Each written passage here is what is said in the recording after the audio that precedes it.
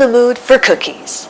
I don't know about you, but I am always in the mood for a good cookie. Today's recipe is low-carb, sugar-free, white chocolate macadamia nut cookies. They are so good and so easy, anybody can make them. So the first thing you're going to do is preheat your oven to 350 degrees and then line a large baking sheet with parchment paper. You definitely want to make sure your baking sheets are always lined when making cookies, otherwise your cookies can stick and we don't want sticky cookies. Next thing you want to do is we're going to make a brown sugar substitute.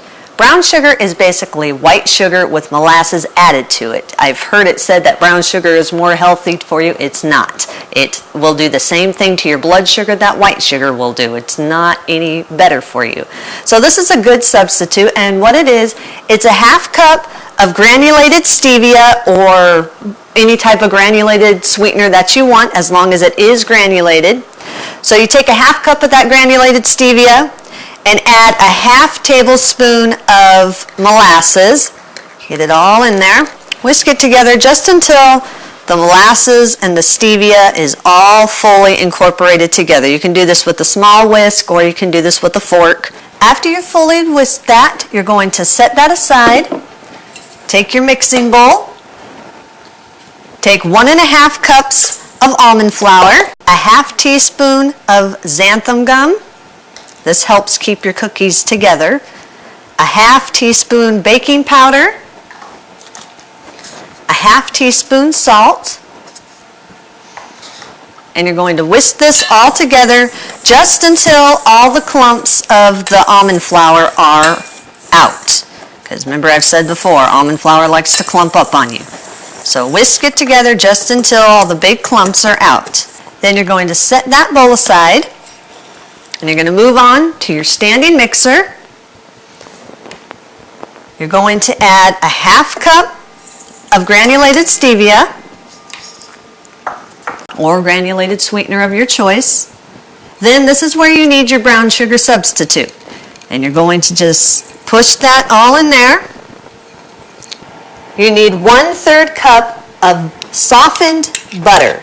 Just basically softened at room temperature. You don't want it completely melted, but you also don't want it hard. It's got to be able to mix right. So 1/3 cup. Whisk this together just until the stevia and the butter are a little bit fluffy. They're incorporated together without any big granules. Put this on low. Once your stevia and your butter are all incorporated, it should just take a few seconds for you. It shouldn't take a very long time. Once they're incorporated, you're going to add 1 large egg,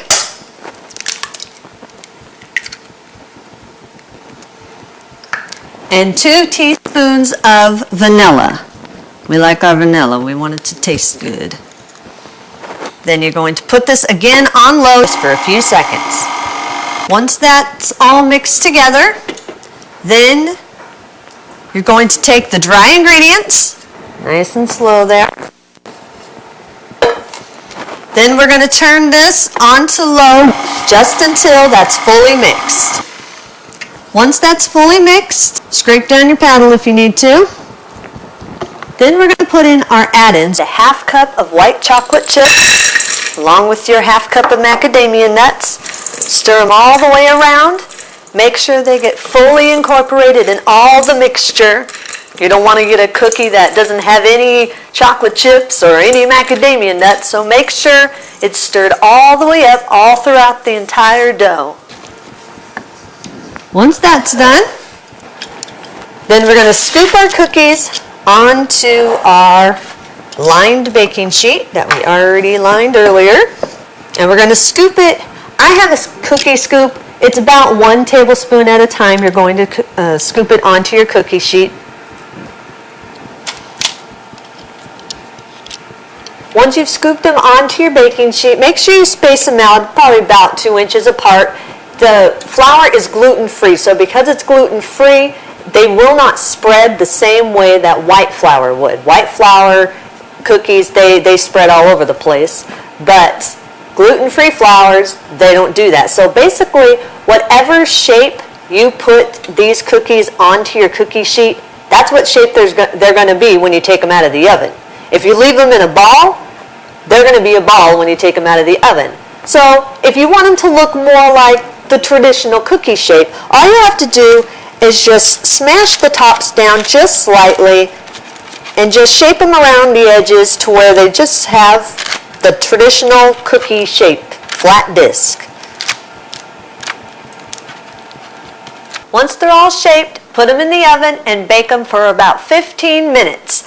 Most of the time, alternative flours, they take a little bit longer to cook at times because you cook them on a little bit lower temperature than you would regular cookies. Most of the time, cookies that are made with white flour, you cook them at around 375. These ones you cook at 350. So about 15 minutes should be perfect. Once they're baked, pop them out of the oven, let them sit on the baking sheet for about 3 minutes, then transfer them to a wire rack, then eat and enjoy. Oh, these smell heavenly. So good. Excuse me while I indulge myself. That's it for today. Hope you enjoyed it. If you did, remember to hit that like and subscribe button. Remember, once a week, I will be posting new videos teaching you how to cook delicious foods without the use of white flour and white sugar. So until next week, keep cooking.